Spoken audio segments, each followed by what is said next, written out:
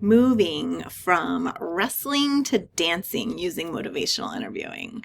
This is a metaphor we often talk about in motivational interviewing because counseling, working with clients should not feel like a wrestling match. I always say that I am too tiny and too tired to be wrestling with my clients about change.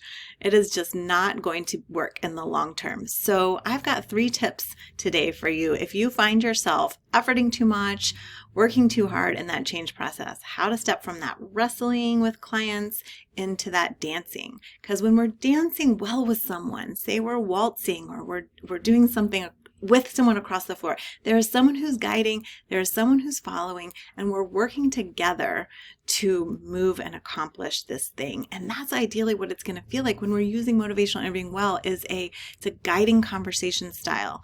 So here are my 3 questions/tips for you. This first question is, are you finding yourself more invested in clients' change than they are? Sometimes when we feel that sense of investment and like, I got to make this happen for this client, then we get too involved or we get into that wrestling kind of trying to force something to work.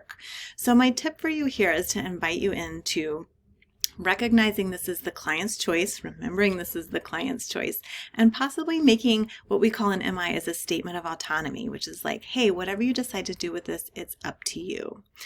You have reasons that this change is really hard right now, and I also hear you have a lot of reasons that make it worth tackling this change right now. So we want to keep that change in the hands of the client. Question number 2, are you working harder than your client? Because if you are, this is another invitation to help your client own the problem. Motivational interviewing skills are really good at helping recognize this is the client's dilemma and how is it that we help them own that dilemma. One is we can use open-ended questions to really ask them, like, gosh, where would you start if you decided to make a change in this area? That is that ownership of the dilemma that we want to keep in the hands of our clients. We're here to support you, but we're not here to do it for you. My third question/tip is, are you finding yourself arguing for the change as clients argue against it?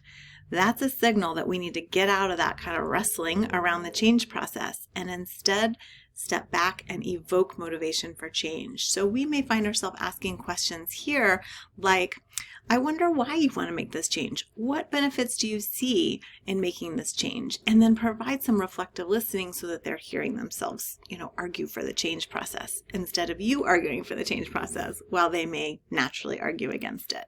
That's what I've got for you today. Stay tuned for more. You can subscribe to my channel or join me on my email list where I send out. You won't miss a single MI tip of the week. Plus, we have lots of free resources and seminars coming up. So I welcome you to join us. Thanks for listening.